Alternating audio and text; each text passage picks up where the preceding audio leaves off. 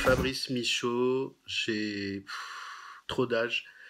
J'ai plusieurs métiers depuis autant d'âge, de consultant, formateur, enseignant, médiateur. Enfin, j'ai fait plusieurs métiers depuis l'âge de 20 ans.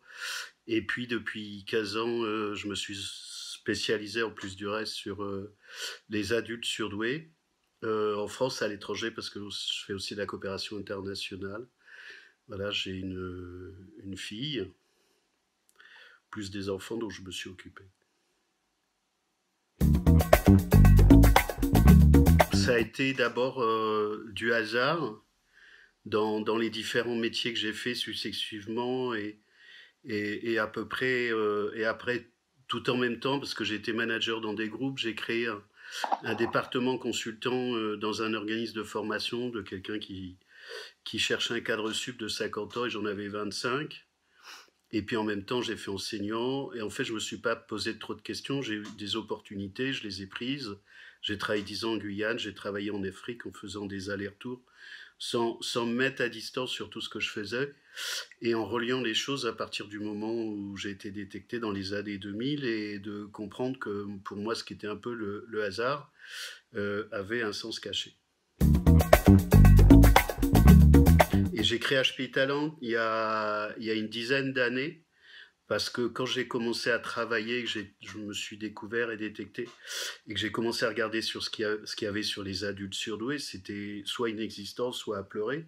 C'est-à-dire, on transférait sur les adultes ce qu'on se disait sur les enfants, qui pour moi n'avaient pas de sens. Donc j'ai commencé à travailler, concevoir, parce que c'est mon métier, un de mes métiers, que de faire de l'ingénierie pédagogique. J'avais beaucoup de réseaux, donc je sais monter des organisations et des réseaux. En France, à l'étranger, donc j'ai fait tout en même temps, comme d'habitude, et au pas de course, comme d'habitude, en faisant en sorte d'être chef de tout. J'ai été détecté dans les années 2000, j'étais co-directeur pédagogique de la principale école de coaching en France, ou une des principales écoles qui s'appelait Média de Coaching. C'est le plus haut niveau d'accréditation en France, et je dirigeais en plus tout le département coaching d'équipe et d'organisation, et c'est une personne dans ce cadre-là qui m'a dit « Écoute, je crois que tu es surdoué ». Ce à quoi j'ai répondu « Si c'était le cas, ça se saurait, j'aurais moins d'emmerdes ». Enfin, une réponse normale, quoi. Et puis après, elle m'a expliqué ce que c'était. Donc dans la seconde qui a suivi, je lui ai dit « J'ai pas de doute. Si c'est ça, j'ai pas de doute ». Et après, comme j'aime bien faire et comprendre, donc je suis allé passer un test.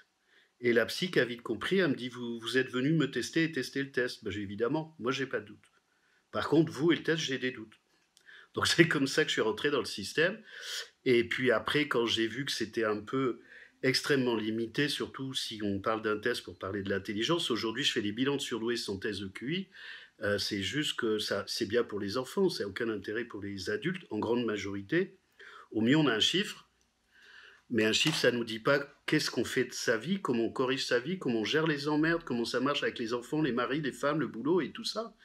Et puis au pire, vous partez avec des emmerdes que vous n'aviez pas en rentrant parce qu'il n'y a pas de test, parce que c'est hétérogène, et qu'il y a des gens, ça les rend fous. Et moi, ils m'envoient leur bilan et je corrige tout en manuel après.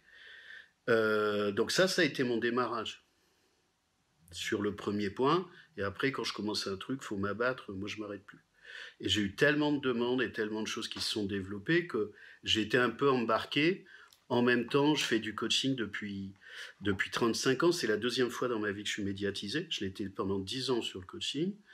Et quand j'ai vu tout ce qui se passait avec le coaching, avec des centaines ou milliers de gens qui se forment tous les ans, j'ai dit non, ça, je peux pas, je n'ai pas envie d'être noyé dans la masse. Donc j'ai déjà anticipé il y a 15 ans ce qui se passe aujourd'hui. Donc pour moi, c'était aussi une manière d'aller m'isoler dans un truc où, une fois de plus, je fais de l'innovation, de la créativité, ce que j'ai fait dans le coaching. Et au moins, l'intelligence, ça ne se vole pas, sauf pour ceux qui n'ont pas compris ce que c'était. Donc c'était aussi un élément de sécurité. Puis travailler avec des gens intelligents, c'est quand même bien. Et l'intelligence, ça ne se réduit pas au QI. Moi, j'aime pas tous les termes qui sont confusants et qui sortent aujourd'hui. Je peux pas, c'est physique, je peux pas. Donc, en gros, j'avais fait des études, je suis aussi prof à Kedge, à l'école de management, à Bordeaux, à Dakar aussi, j'ai travaillé 4 ans et demi à Dakar. Et on a fait une étude dans le cadre de Kedge avec quelqu'un qui passait son master sur la manière dont on nommait les choses.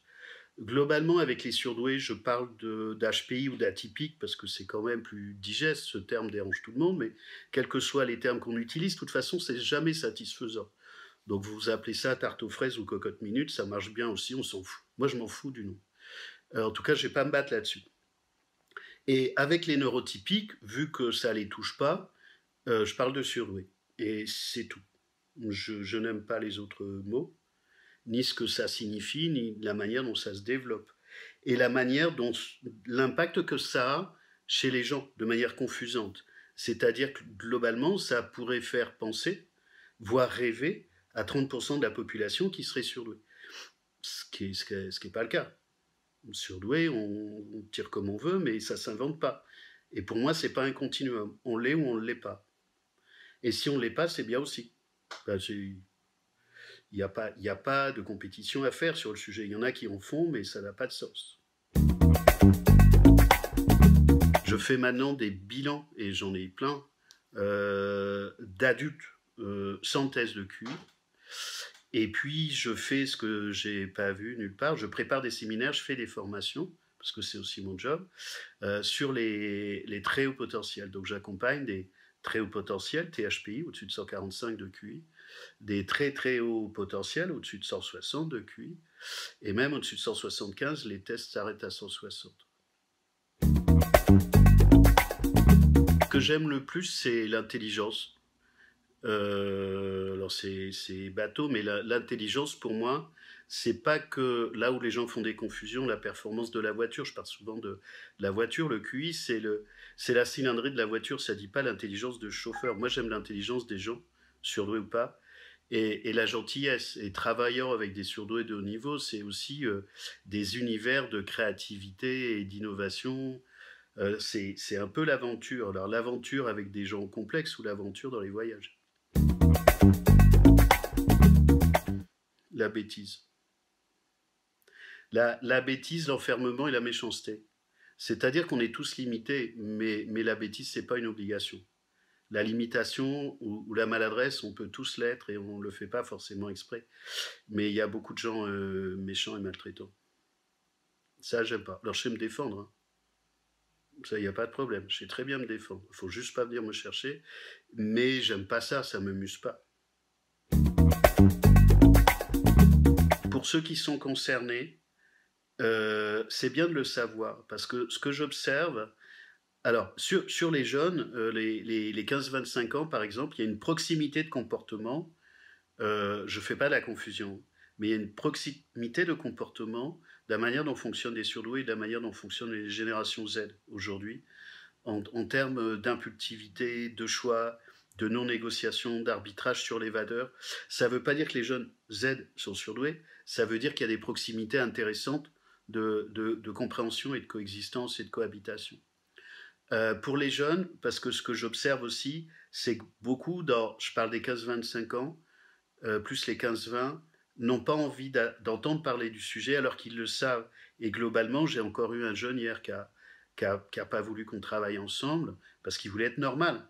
Mais il est normal alors qu'une partie de lui sait très bien qu'il est normal et qu'il y a des choses, des traits qui sont rédhibitoires. Ce sont des conflits qu'on trouve essentiellement sur cette tranche d'âge. Il y a un vrai travail spécifique à faire sur la douance pour les surdoués, pour les jeunes de 15-25 ans, en termes d'emploi, d'employabilité, d'études. J'ai une amie qui développe des choses comme ça à Singapour, de compréhension de soi, dans un contexte sociopolitique qui est extrêmement perturbant. Et en même temps, c'est la première année où j'ai autant de jeunes qui me sollicitent, en direct, sans passer par les parents. Je suis un lynx, un guépard et un aigle. Tu les vois pas venir parce qu'ils te sautent dessus. C'est très très silencieux et c'est très très rapide. Quelle est la différence entre un canard Aucune, sauf qu'il y en a un qui a les pattes plus courtes que l'autre.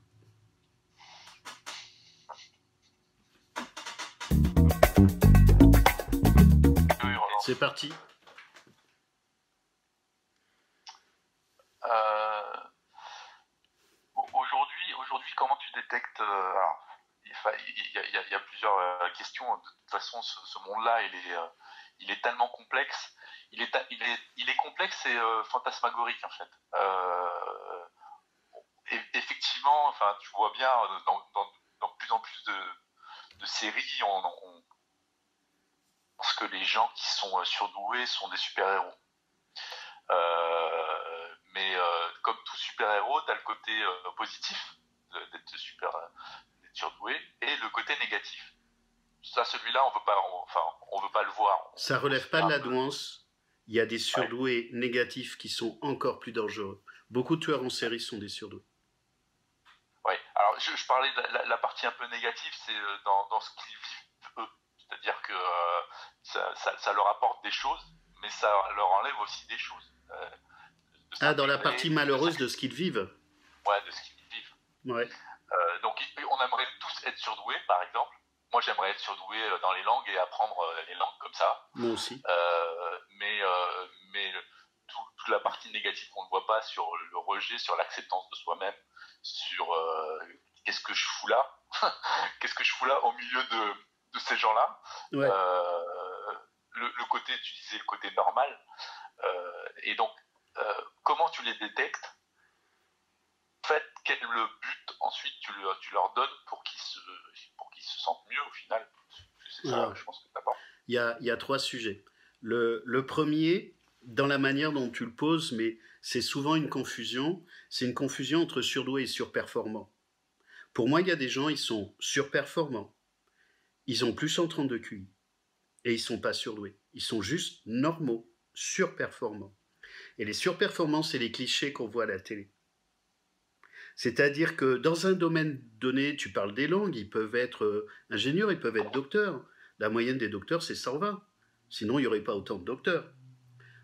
Alors, pas en mathématiques, pas en sciences, hein, sans doute. Donc, ils peuvent être surperformants dans un domaine donné, et sinon, dans la vie de tous les jours, ils fonctionnent comme des neurotypiques. Ils n'ont pas de problème existentiel, ils n'ont pas les susceptibilités, les sensibilités, tout le bazar. Ils en ont, mais pas dans la manière dont ça va perturber toute la vie ordinaire, toute la vie des atypiques. Et là, c'est ce qu'on peut voir dans certains articles entre les laminaires et les complexes. Les laminaires, ce sont les clichés. Donc il y a des surperformants normaux.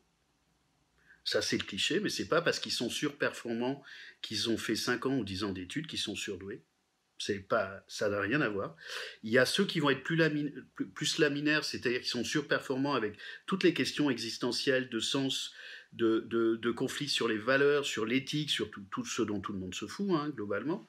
Et puis, il y a ceux qui queen, comme je disais des fois, ils sont perdus dans leur système. Ça ne veut pas dire qu'ils ne sont pas surperformants. Ça veut dire que ce sont plutôt les HPI versus HQI, c'est-à-dire haut potentiel intellectuel versus haut quotient intellectuel. C'est-à-dire qu'ils ont du potentiel, mais s'ils ne l'ont pas développé, ils ne savent pas s'ils sont intelligents de l'idée qu'ils se font de l'intelligence, c'est-à-dire de la surperformance. Et ce que je vois, et plus chez les femmes, parce que je travaille beaucoup avec des femmes et j'ai fait des formations spécifiques femmes surdouées, c'est qu'elles utilisent leur douance pour survivre. En fait, c'est de la douance en creux. Moi, je vois tout. Enfin, voilà, je suis plutôt THPI. Donc, je vois l'ensemble de la manière dont les gens fonctionnent. Également, quand j'étudie le langage, je l'étudie en plein en creux. C'est un peu tout le travail de la pensée critique française, ou ce que disait Derrida, le langage porte en lui sa déconstruction. Donc moi, dans le langage, je vois ce qui est plein et ce qui est vide. Pour les gens, c'est pareil. Et ça va sur la troisième... Je continue là-dessus ou on passe vas-y. Je passe sur le 3e étage. Comment je les détecte? Parce que ça fait 35 ans que je fais de l'accompagnement, mais ça suffit pas, du coaching, et que je les sens physiquement. Et je les détecte pas tous. Il y en a, je les vois pas parce qu'ils sont suffisamment planqués, ils sont très souvent des femmes. Et je dis que je peux les détecter sans problème pour 95%. Il y en a en gros 5% sur lesquels je ne peux pas me déterminer. Soit parce qu'il y a des traumas, il y a des problèmes psychopathologiques, et ça crée trop de confusion. Moi, si je suis pas sûr, je dis pas. Si je suis sûr, je dis. Ou alors des personnes qui peuvent être à la frontière, donc plutôt neurodroitiers, c'est-à-dire qu'ils fonctionnent, ils sont plutôt neurotypiques, mais avec des caractéristiques qui peuvent ressembler de loin à de la douance, mais ils fonctionnent en neurodroitier. Et là, ça m'arrive de ne pas savoir me prononcer. Et je joue pas aux apprentis sorciers. Et comment je les détecte? C'est parce que j'ai un système d'exploitation qui va très vite, que j'en ai des milliers en réseau. J'ai créé des groupes de surdoués bénévoles gratuits en France, à l'étranger, au Canada, en Belgique, en Suisse, en Espagne, beaucoup en France, et que je m'entraîne tous les jours. Et ça va très vite. Et j'utilise mes deux parties de cerveau. C'est-à-dire, il y a tout mon ordinateur avec mes cartographies, mes banques d'images et toutes les histoires que j'ai, plus toute la partie créative avec des intuitions et des visions et des questions que je pose. J'arrive à interagir soit avec le conscient, soit avec l'inconscient de la personne. Et donc, lors d'un échange comme aujourd'hui, est-ce que tu peux dire Guillaume est laminaire et Stéphane est normal? Non, parce que c'est pas le sujet de notre entretien et je joue pas comme ça. C'est-à-dire que vous ne m'avez pas montré des choses au-delà de la forme de complicité et d'implicite à partir desquelles on échange. Donc ça fait sur le terrain, oui, mais moi je me satisfais pas de ça. La douance relève de l'identité. Je joue pas avec les gens. C'est de la maltraitance. C'est-à-dire, du coup, il faut qu'ils s'ouvrent. Il faut qu'ils puissent s'ouvrir pour que tu puisses quand même. S'ils me font confiance, ils s'ouvrent. Ouais. C'est-à-dire que quand les gens viennent avec moi, je fonctionne pas comme un psy qui, à partir d'un outil transitionnel, un doudou, un outil transitionnel, c'est un test, pourra dire le test a dit. Non, un test, ça parle pas. Hein. Même sous la torture, il parle pas, le test. Faut essayer. Mais donc, c'est toujours un psy qui parle. Donc, ça engage la responsabilité du psy qui peut dire le test a dit ou le. Voilà, en même temps, c'est le corpus à l'intérieur duquel il s'inscrit. Moi, je travaille en direct avec les gens et en fin de compte, une partie d'eux savent qu'ils sont concernés. Donc, je vais juste éclairer, mais c'est mon job. Je travaille avec des modèles de Palo Alto. J'ai aussi une casquette de thérapeute dont je ne parle pas beaucoup, mais j'ai des outils pour aller travailler de manière collaborative avec des gens pour éclairer des choses qui fait que ce n'est pas un combat. Je ne pose pas un diagnostic sur eux. Je les aide à poser eux-mêmes le diagnostic sur eux, à partir de faits marquants qui leur appartient. C'est pas un combat, c'est pas stratégique, c'est collaboratif. Et je sais où aller. Et je sais comment communiquer avec eux. Donc, globalement, les gens ont besoin d'aide. Ils sont plutôt de bonne volonté, il faut juste pas les maltraiter. Et c'est pas un examen, parce que le test, parfois, c'est un examen avec un tiers qui a droit de vie ou de mort sur celui qui vient. C'est d'une violence pour certains, c'est terrible. Et aujourd'hui, ça prend combien de temps justement pour détecter ça prend combien de temps? C'est en plusieurs séances? C'est en semaine, en plusieurs mois? Non, mais moi, dans la vie de tous les jours, ça me prend quelques minutes. Hein. Max 5 minutes. Entre moi et moi, j'ai pas de doute, mais que moi, j'ai pas de doute, c'est pas très important. En fait, ce qui est important, c'est la personne. Donc, quand je fais un bilan, c'est 2 heures. Mais moi, je vais très vite sur des éléments qui sont des éléments saillants, des éléments de la structure. Je sais comment les structures fonctionnent. Donc, mais il ne s'agit pas que ce soit moi qui sois convaincu. Ce qui est important, c'est qu'il faut que la personne ait les moyens opérationnels pour être acteur et auteur. Acteur, ce n'est pas suffisant pour avoir une autonomie pour corriger ce qu'elle a envie de corriger. Mais moi, si je veux détecter, il me faut juste quelques minutes. Je détecte des gens sans leur dire, régulièrement. Et j'ai pas de doute. Et qu'est-ce qu'il arrive en général quand tu as détecté quelqu'un et que tu lui as explicité son potentiel? Ça, je le fais pas automatiquement. C'est-à-dire, je détecte quelqu'un et après, je décide si je vais lui dire ou pas. S'il n'y a pas le contexte, s'il n'y a pas de demande, s'il n'y a pas l'environnement, si je ne peux pas sécuriser le fait de dire ça, je ne le fais pas. Et sinon, si j'avance là-dessus, pour moi, c'est non-assistance à personne en danger. Donc, je donne l'information à la personne parce que je considère que c'est ma responsabilité. Je reste à sa disposition si elle veut aller plus loin, mais ça lui appartient d'aller plus loin. C'est pas à moi d'aller plus loin. Donc si elle veut pas, et il y a des gens qui veulent pas, je vais pas plus loin. Et justement, celui qui veut aller plus loin, celui qui t'a demandé d'être détecté, que tu l'as détecté, et qui te dit maintenant, est-ce que tu peux m'accompagner? Maintenant que je sais, je peux Ouais, mettre un nom sur qui je suis, mais ouais, ça n'est qu'un nom, ouais, et j'aimerais mieux m'accepter, mieux ouais. accepter le monde dans lequel je vis. C'est quoi les étapes? C'est du coaching individuel? Ah non, non, on fait le bilan en 2 heures, on a fait le tour, on a fait le tour de la bête. C'est un IRM, Et hein, un 360.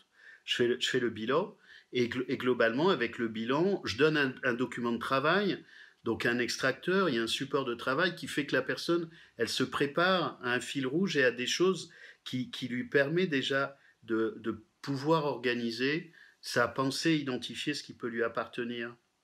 Et après, en 2 heures, on travaille ensemble et on a fait le tour de son système. Elle est autonome. Et dans 95% des cas, ça suffit. Donc, il peut y avoir des besoins d'accompagnement, mais moi, je ne pousse pas à la consommation.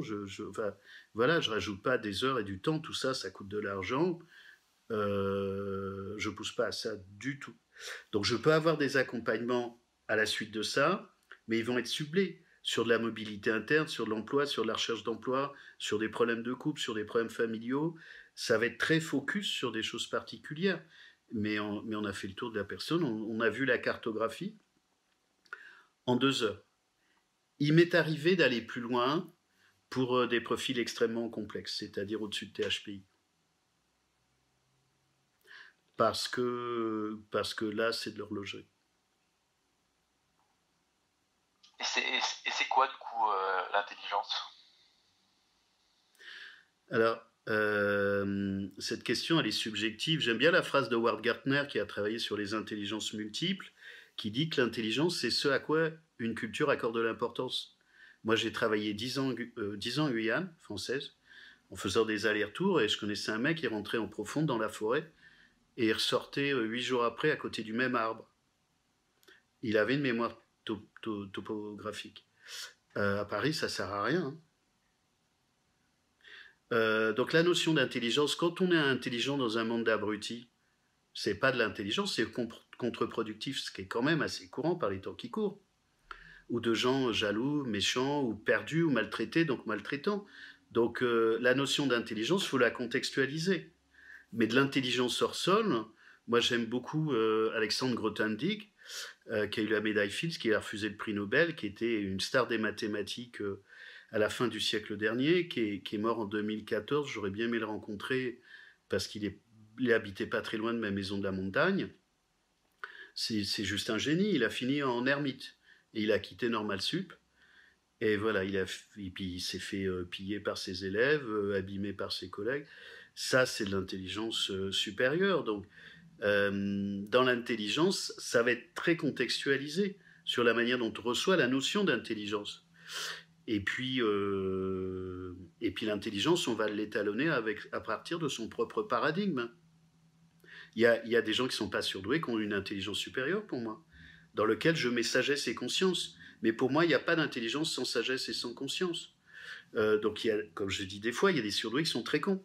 C'est-à-dire qu'ils sont très très performants, mais zéro sagesse, zéro intelligence de vie et zéro conscience. Est-ce que ça, c'est de l'intelligence? Ben, pour moi, non. Il y a de l'intelligence supérieure à l'intelligence. C'est ça. Aujourd'hui, on parle d'ailleurs beaucoup d'intelligence émotionnelle et dans les entreprises. Parce qu'on s'aperçoit que au jour le jour, c'est presque plus intéressant que des personnes surperformantes. Alors, on peut les appeler comme ça, ou très compétents dans un domaine, mais Bah, finalement... c'est plus intéressant parce que c'est moins dangereux. Parce que les surdoués, ils sont chiants, ils captent les choses, ils disent des choses qui dérangent. Ce sont des lanceurs d'alerte, ils vont regarder sous les placards, ils allument la lumière à la cave et au grenier, donc vaut mieux aller faire du bisounours New Age. Mais voilà, pour moi, le QE, parce que c'est un peu à la mode, un surdoué, il a forcément du QE. Qu'il soit maladroit avec, évidemment, mais le problème de la c'est les émotions, hein. Donc il y a une espèce de confusion confusante sur ce sujet que j'évite globalement. Pas que parce que j'ai des traits autistiques, parce que j'aime pas ça, mais enfin les deux, et les traits autistiques et les émotions. Mais je trouve qu'il y a évidemment que c'est un sujet intéressant, les émotions. Mais une fois de plus, ça dépend dans quel cadre on le pose. Les gens sont traumatisés aujourd'hui. Donc, si c'est pour rester dans la lessiveuse, ça dépend comment c'est fait, le travail sur les émotions. En tout cas, c'est pas une alternative au QI. Du tout. Et aujourd'hui, qu'est-ce que les, les surdoués peuvent apporter au monde? Alors, déjà, dans les surdoués, ça n'existe pas, parce que c'est comme les neurotypiques, ça n'existe pas. Hein. Pour moi, j'essaie de parler de cartographie, de typologie, sinon c'est extrêmement maltraitant. Voilà, neurotypique, et certains ils disent ouais, c'est du racisme, pas du tout. Moi je fais des distinctions, je n'oppose pas les gens. Il y a des gens intelligents, gentils, bienveillants partout. Donc les surdoués, dans les surdoués, je vais déjà mettre les surdoués normaux. Les surdoués normaux, c'est sans la psychopathologie, sans les bosses, sans la malveillance, sans la maltraitance, parce qu'on en trouve aussi là. Ce qu'ils peuvent amener dans le monde d'aujourd'hui, c'est ce concept qui sort depuis 2 ou 3 ans, qui est le concept de VUCA, volatilité, incertitude, complexité, agilité, je perds le nom en général, le dernier. Et en fait, c'est comment naviguer dans un gros bordel, donc ça tombe bien, c'est là qu'on est aujourd'hui, sans perdre la tête, tout en essayant de prendre soin des gens, parce qu'un surdoué normal, il prend soin des gens, ce qu'on ne va pas trouver chez certains surperformants qu'on n'aura rien à foutre des gens, de prendre soin des gens, de prendre en compte un ensemble de paramètres politiques, techniques, environnementales, avec un certain niveau de data, qui fait qu'il faut quand même avoir le cerveau pour maintenir tout ça, tout ça en émergence, et voir des conduites à tenir et des routes à prendre. Donc c'est de faire l'économie des voies sans issue, c'est pas abandonner les gens, ce que normalement un surdoué normal, naturel sait faire, c'est prendre les bonnes décisions et prendre les bonnes routes, et faire les bons choix. Mais tout le monde ne sait pas faire ça, parce qu'après il faut décider.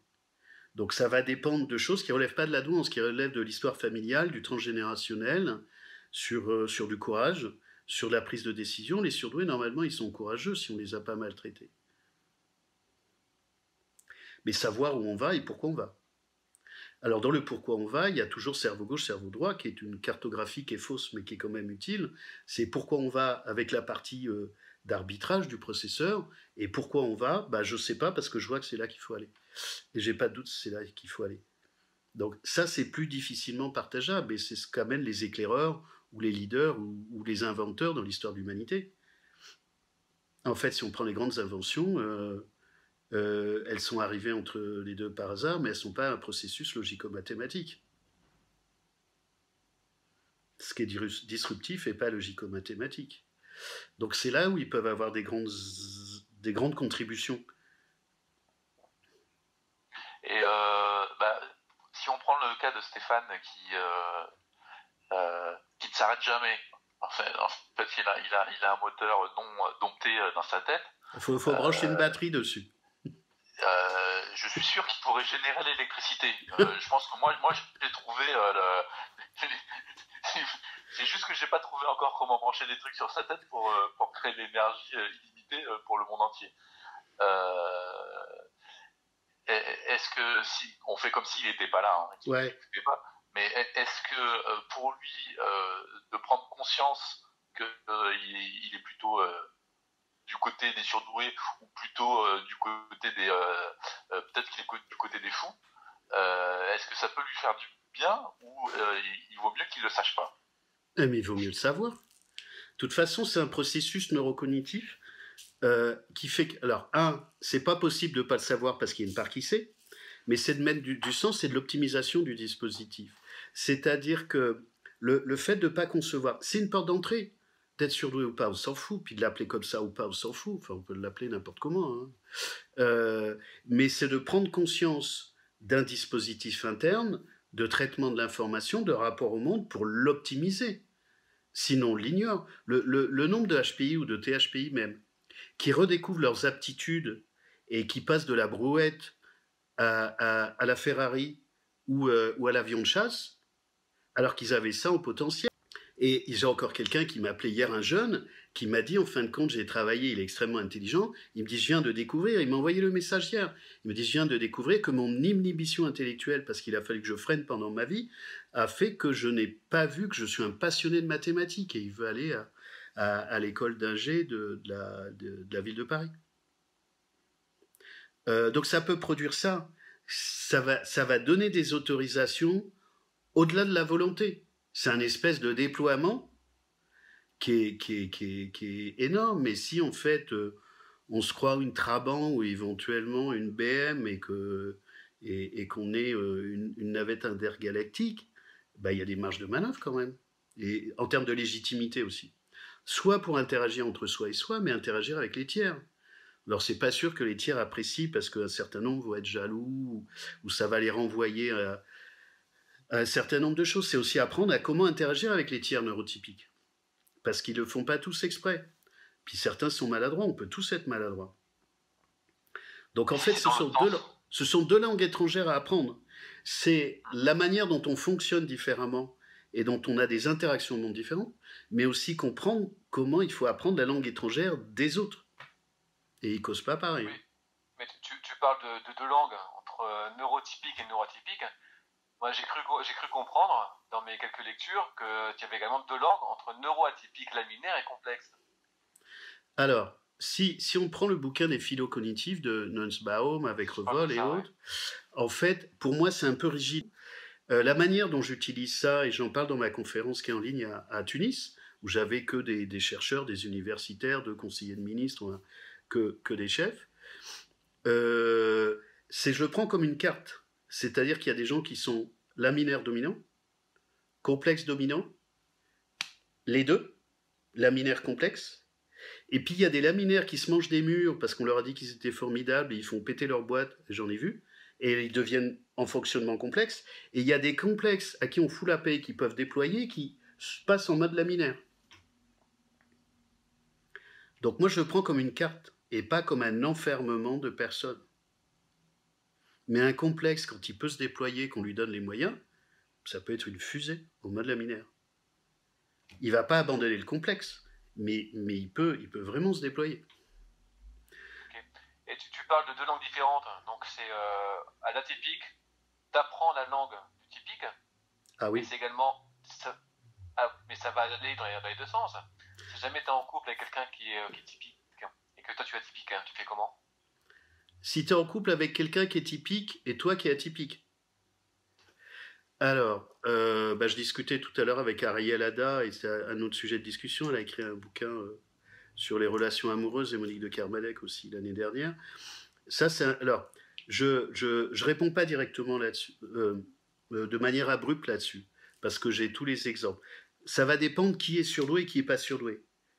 C'est beaucoup plus compliqué si c'est la femme qui est surdouée et l'homme qui ne l'est pas, parce que ça va le toucher sur possiblement ses jeux de compétition. Donc, si c'est clair pour les deux, qu'il y a de l'amour, de la compréhension et de la tolérance, ça marche. Mais est-ce qu'il va y avoir de la compétition? Est-ce qu'il va y avoir de la jalousie? Moi, ça m'a coûté un divorce, mais je ne savais pas comment j'étais fabriqué, et aujourd'hui, c'est pire. Je suis pire que ce que j'étais avant. À tout scanner, à tout voir, à tout contrôler, et au pas de charge. Mais je ne savais pas pourquoi. Ce que j'ai produit, c'est que j'ai mis mon ex-femme en échec. Et elle n'y pouvait rien, et moi non plus. Donc, le fait de savoir qu'on est différent, c'est de pouvoir clarifier avec l'autre, sous réserve que ça permette d'être d'accord et d'avancer ensemble. Et là, ça met à l'épreuve tout le monde. Je relance. Très, très souvent, ça va être un élément déclencheur, parce que le fait d'annoncer ça, tu peux voir des choses chez l'autre, des choses que tu n'avais pas vues avant, qui peuvent être rédhibitoires, ou alors l'autre qui dit bah, ok, j'accepte, et puis on va avancer comme ça. Ça dépend sur quoi, consciemment ou inconsciemment, la relation a été crantée. De manière générale, s'il y a une compétition, c'est mort. Ça ne marchera jamais. Mais après, hors compétition, est-ce que les atypiques ont plus de mal au niveau des émotions? Plus de mal à les montrer ou les hommes, oui. Les hommes, oui. Alors, il y a aussi autre chose, c'est qu'on trouve des traits autistiques chez les hommes surdoués. Dans l'intervention que j'ai faite au congrès de la douance, alors ça a fait un certain effet, j'ai parlé des châteaux de cartes pour les femmes, en fait, qui construisent quelque chose qui est assez fragile. Les hommes sont plutôt des châteaux forts. Donc la question des émotions, on peut la trouver chez les hommes en général, chez les hommes autistes, mais des hommes HPI avec des traits autistiques, ouais. Donc la question des émotions, ça a forcément une raison d'être. Soit sur ce qui relève de la douance, soit ce qui relève de l'histoire de vie. Et si on est entre surdoués, c'est pas forcément un problème, parce qu'il y a une acceptabilité de la distance des modes communicationnels invisibles. Mais si on se retrouve après dans la cartographie homme-femme, si les femmes, comme certains, ont besoin d'interaction et de parler, ça peut créer des troubles et des frustrations. Est-ce que l'atypique a plus de chance ou de malchance de faire un burn-out? Évidemment. Le typique. Et le complexe davantage que de laminaire? Les deux. Les deux, il y a des laminaires qui... Beaucoup de startups sont créées par des surdoués. Moi, j'en ai accompagné. Ou des Asperger aussi pour l'IT. Mais certains vont se mettre en échec ou en burn-out. En burn-out parce qu'ils vont au-delà des limites, parce que quand ils vont sur les limites, ils vont encore plus loin, parce qu'ils font le boulot de 3, parce qu'ils sont dans le déni, parce qu'il y a un truc même pas mal, parce qu'il peut y avoir un programme de justification, de démonstration sans fin, et là on peut avoir des transactions parentales. Moi, si je travaille avec des personnes, alors vaut mieux, en attendant, moi j'ai fait un burn-out et demi, mais j'ai des médecins qui me suivent, j'étudie la médecine aussi. Donc j'ai une forme de plasticité ou de résilience que j'organise, soit parce que j'ai trop de boulot, ou j'ai un programme à responsabilité, si on me demande un truc, je fais. Mais je sais, enfin, il faut aller voir tout. Le burn-out, c'est la partie émergée, il faut savoir de quoi ça parle à l'intérieur. Comment tu fais le soir pour éteindre ton cerveau? Eh ben, écoute, d'habitude, je dors bien. Et là, j'ai trouvé avec mes médecins, moi j'ai un mini-hôpital chez moi. J'ai plusieurs produits de mélatonine. Tu as Effexor, qui est un précurseur de sérotonine, qui aide. J'ai 2 ou 3 produits. En ce moment, c'est parfait. Pour Du moi. coup, t'as arrêté la picole? Oh bah non. Non, mais j'ai travaillé 10 ans dans les restaurants. Je sais très bien cuisiner depuis l'âge de 12 ans. Et j'ai très belle cave. Ah bah non, quand même, il y a des plaisirs dans la vie, il y a des vrais plaisirs. J'ai des très beaux produits.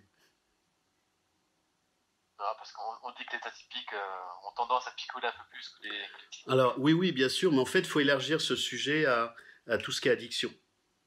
Sauf que les addictions, si t'es atypique, c'est comment calmer les émotions, comment calmer le feu dans le ventre, donc des problèmes de porosité des intestins, de microbiote, parce que c'est aussi le terrain immunitaire, parce que c'est les émotions, c'est tout ce bordel-là. Donc on est dans un continuum des émotions. C'est le feu dans la chaudière, c'est les centrales nucléaires. Donc tu as ça, la drogue, le sexe, le chocolat, mais le chocolat c'est moins grave. Mais il y a ce sujet-là, oui, bien sûr, mais c'est pas que l'alcool. Hein. C'est anorexie, boulimie, drogue, c'est comment on calme le feu et les émotions. Et alors, comment on calme tout ça? C'est très personnel. C'est très personnel. Tu as acupuncture, massage, il y a tout ce qui est tout ce qui est médicaments, médecine chinoise, médecine homéopathique, phytothérapie, gémothérapie. Faut travailler sur tout le terrain immunitaire, ça prend du temps. En médecine douce, hein, genre. Et puis sur les neurotransmetteurs, GABA, dopamine, sérotonine, acétylcholine. Moi j'ai 3 médecins avec lesquels je joue, hein, des atypiques. Plus j'étudie ça, plus je fais médecin moi-même, de cobaye moi-même. Mais il faut qu'on soit nos propres médecins, nos propres coachs, parce on est tous des prototypes. Donc ce qui marche pour les seins ne marche pas forcément pour les autres. J'en parle dans mes formations, mais alors je ne suis pas médecin, donc il faut que je fasse gaffe à ma peau. Et ensuite, ce qui marche pour les uns ne marche pas pour les autres. Par exemple, j'étais avec un des médecins avec lequel je travaille cet après-midi. Elle me dit mélatonine, ça marche pour certains surdoués, pas pour d'autres, par exemple. Il faut tester. Moi, je teste. Ouais, c'est un peu la pointe de l'épée et l'inconnu de toute façon. Ben non, c'est pas de l'inconnu parce que c'est notre carcasse, mais il faut qu'on aille expérimenter et de voir ce que ça touche et comment on peut avancer de manière non violente avec nous-mêmes. Mais c'est un sujet à vie. C'est un sujet à vie. Donc Ça peut être le sujet. J'essaie d'être prudent sur les trucs tout faits à la con, hein, ce qui est un pléonasme, mais c'est pas interchangeable, il faut prendre 1000 précautions. Et comme je suis pas médecin, je veux pas être attaqué. Donc moi j'ai des expériences, je sais travailler pour moi, et je travaille avec des professionnels. Parce que tu as tout le métabolisme, et là on est entre hommes, mais les femmes ont des problèmes spécifiques. D'endométriose ou de choses comme ça, ou de problèmes de grossesse ou autre, spécifiques sur le ventre, parce qu'en plus le ventre il a aussi une autre vocation pour les femmes. Donc il y a vraiment, quand je dis les femmes la double peine, il y a vraiment des choses spécifiques pour les femmes surdouées. En termes d'emmerdement, hein, j'entends. Et tu penses qu'il faut être justement... moi je prends le mot surdoué, mais il faut être surdoué pour aider les surdoués, au moins pour les comprendre et pour pouvoir... Alors, je vais être un peu prudent. J'ai l'expérience et le témoignage de psy non surdoués qui aident des surdoués. Mais à un moment donné, alors si on va de la THPI, t'es pas équipé, pour moi c'est pas possible. C'est-à-dire que, comme beaucoup de surdoués, si tu dois en plus faire des explications sur ce que t'expliques, faut oublier quoi. Mais je le prends à contresens, c'est pas parce qu'on est surdoué qu'on est en soi compétent pour accompagner les surdoués. Voilà, c'est la prudence, hein, parce qu'on va projeter sa propre cartographie, mais les surdoués, c'est pluriel. Hein. Donc le fait des surdoués, c'est intéressant, mais c'est un engagement, une responsabilité supérieure. Donc il faut apprendre tous les surdoués de l'idée.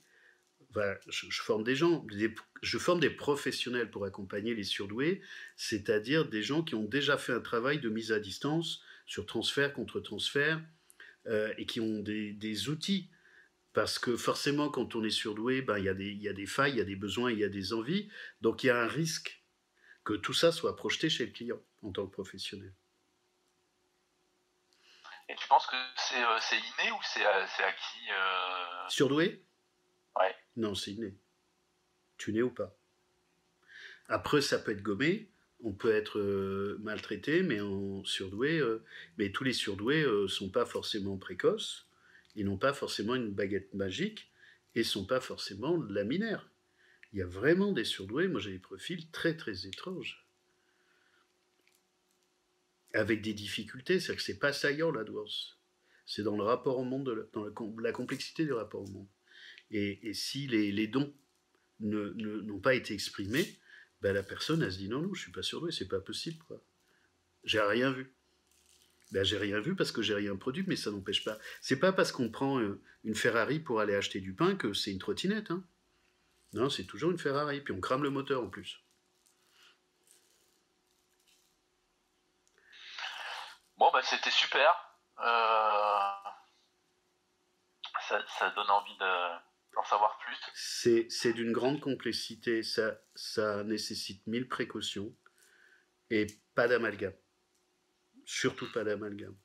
Et surdoué en tant que tel, ça n'existe pas, c'est une famille, c'est comme neurotypique. Il y a beaucoup de sous-ensembles, il y a plein de nuances. Dans mes formations pour les professionnels, je passe une journée que sur de quoi on parle quand on parle de surdoué. Une journée. J'ai en moyenne 140 slides par jour. Donc ça se fait pas à l'arrache comme ça. Hein. Sinon, c'est très maltraitant, mais surtout, ça conduit à ce qu'un certain nombre de personnes pensent qu'elles ne le sont pas alors qu'elles le sont. Et si c'est dans l'autre sens? Ouais, c'est quoi le pire? C'est-à-dire?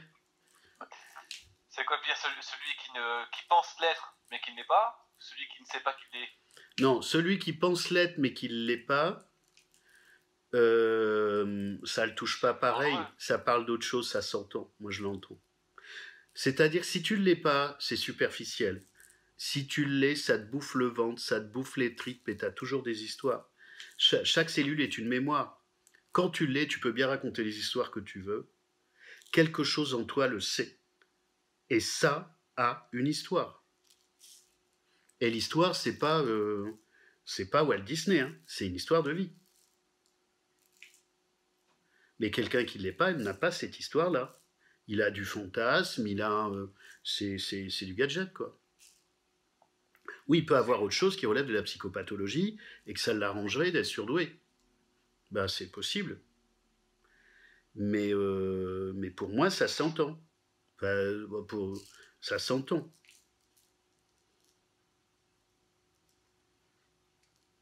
Donc il peut y avoir des gens qui sont un peu mythomanes ou en souffrance, et je peux comprendre légitimement qu'ils aient des souffrances. Mais le fait d'être surdoué va pas résoudre. S'ils ne le sont pas, ça résout chez des surdoués, ça résout pas chez les autres. Quelqu'un qui est surdoué, qui découvre qu'il l'est, mais il a ses cellules qui vont faire ça, même quand il dort. Même s'il ne fait rien, les cellules, elles font ça.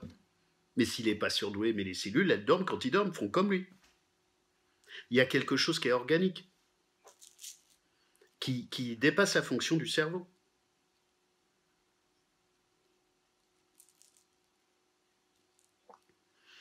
Moi, je suis rassuré alors. Pourquoi ça fait ça? Moi, ça va. Il dort pas, Guillaume. Non, moi, ça va très bien, justement. Mais tant mieux. Mais il y a plein de gens qui vont très bien. Je vais très bien et justement, j'ai pas cette activité, cette suractivité. J'ai une suractivité liée à une passion. Quand il y a quelque chose qui m'intéresse vraiment, je peux, voilà, tu vas à fond dedans. Voilà. Mais sinon, je suis très à l'aise avec l'oisiveté. Je suis très à l'aise avec l'inconnu, je suis très à l'aise avec l'oisiveté. C'est-à-dire de ne rien faire. C'est devenu dans mon boulot, je dis à tout le monde, mais moi je sais rien faire, les gars, et je sais ne rien faire. Ça, c'est un truc d'artiste. En fait, c'est un processus psychologique, ça s'appelle le mode par défaut. En fait, quand tu dis que tu sais rien faire, tu as plein de trucs en fond d'écran qui tournent. Ah oui, mais je suis obligé. Je suis obligé de ne rien faire pour... Alors, tu trouveras ça sur Internet, c'est le mode par défaut, personne ne connaît ça. C'est un processus psychologique. C'est que même quand tu éteins l'écran, tu as l'ordinateur qui continue à tourner. Mais tu as des surdoués qui ont réussi, et tant mieux, à trouver un mode d'équilibre. Bon, là, en plus, tu leur fais de l'hypnose. Hein, tu leur fais coucou, tout va bien. Et tu gères ton système. Mais il y en a plein comme ça. Et tant mieux, et heureusement. Là, le problème, c'est que les personnes pour lesquelles ça va bien, on ne les voit pas dans le scope. Il y a un biais d'échantillonnage. Parce qu'il n'y a pas de raison qu'elles se fassent identifier. Il n'y a pas de raison qu'elles se fassent remarquer ce qui viendrait perturber leur système. Et puis, si tout va bien, c'est pas utile de se prendre la tête. Et il y a des surdoués qui fonctionnent comme ça, mais très très bien. Mais très très bien. Ils ont 3 coups d'avance, ils maîtrisent tout le monde, ils contrôlent tout le monde, ils manipulent tout le monde, ils savent ce qui les arrange, et ben très bien. Enfin, je le mets en positif, hein. Et si tu peux gérer ton environnement, ben c'est parfait. Le problème, c'est qu'on parle de ceux qui ont des problèmes. Donc il y a un vrai biais d'échantillonnage sur le sujet. Moi, j'ai plein d'amis, ils sont surdoués, tout va bien pour eux. Ils n'ont pas de doute qu'ils fonctionnent différemment, ils savent très bien articuler leur fonctionnement et la digestibilité de leur fonctionnement dans un environnement social, familial ou autre. Ben, très bien. Quelle part de la population est atypique? Pardon? Quelle part de la population est atypique? Alors, objectivement, en gros, on ne sait pas. Les chiffres à la mode, ça va être 2 à 5%. Okay. Donc, comme c'est de plus en plus à la mode, là vraiment ça explose depuis 3 ans, mais ça explose en termes de détection. Et c'est un effet exponentiel, parce qu'on s'adresse quand même à des surdoués, donc ça va rapidement, c'est pas des mots en général. Donc c'est les enfants, plus les enfants qui percutent chez les parents, les parents qui percutent chez les enfants, plus les amis, parce qu'il y a des résonances magnétiques, donc tout le monde se connecte, ça va extrêmement vite. Donc il y a 5%. Après, si on va sur les THPI, 150 c'est 1 pour 1000 d'homologues, 160 c'est 1 pour 30 000 d'homologues. Donc là, on est vraiment sur du prototype. Mais on va dire 5%, une personne sur 50. Et en général, ça fait du monde. Ça fait du monde, hein. Bah oui, bien sûr que ça fait du monde. Et si on prend les THPI plus les autistes Asperger, c'est une personne sur 10. Si on met TDA, tout ça. Moi, j'explique que si on, pour les surdoués, ceux qui sont concernés, ceux qui vivent avec, ceux qui ont les enfants, ceux qui ont les parents, ceux qui ont les amis, ceux qui ont les collègues, plus de 40% de la population est touchée par le sujet. En tant que collègue, en tant qu'ami, en tant que frère, sœur, parent, voisin. Touché. Pas forcément concerné. Touché. 40%. Est-ce qu'il y a une étude qui a été faite par rapport au bonheur concernant typique versus atypique? Bah, t'es exigeant en même temps. Le bonheur chez les surdoués, c'est la quête d'un Graal. Il y en a qui l'ont. Alors après, ça dépend comment tu définis le bonheur. Mais comme les surdoués sont plutôt extrémistes, plutôt perfectionnistes, avec une forme d'esthétique, ça dépend si sur le bonheur, tu lui mets une variable atteignable ou pas. Ok, donc c'est jamais atteignable. Donc, moralité, les atypiques ne sont pas heureux. Bah souvent, oui. Donc, Ils peuvent avoir des compromis satisfaisants. Donc on va être sur des nuances sémantiques. Il y en a qui peuvent être heureux, mais en mode parce qu'ils ont de la chance aussi, de contexte, de boulot, de famille. Moi j'en connais qui sont heureux, mais qui sont heureux avec le programme philosophie, c'est-à-dire que ça pourrait être pire et qui trouvent un compromis acceptable. Et ça, c'est très intuitu personné, ça dépend où tu mets le curseur. Moi, j'ai zéro bonheur, hein. J'ai pas de joie de vivre, tu vois, concrètement, vu mon niveau d'exigence. Quand je vois toutes les nuances, les variabilités, puis j'étudie la géopolitique aussi, donc ce qui se passe aujourd'hui, je l'étudie depuis 15 ans. ouais, sauf que tu as oublié un truc, et ça, Guillaume, note-le. Ce projet qu'on va lancer, c'est aider les atypiques, ou permettre aux atypiques d'être heureux. Parce que ça, Fabrice n'a pas encore réussi. Là-dessus, il y a un credo à Ah, mais prendre. j'ai plein de copains heureux. Celui avec lequel j'ai fait toutes mes conférences en Asie, ça fait 10 ans que je le suis. Il était ancien DJ, alors lui, il fait la fête tout le temps. Alors, il a des questions existentielles quand même. Mais il est profondément, il est né dans le bonheur, même avec les emmerdes. Il vivait à Bali, je suis allé chez lui à Bali, on a fait des conférences dans plein de pays. Il est juste incroyable. C'est un extraverti incroyable.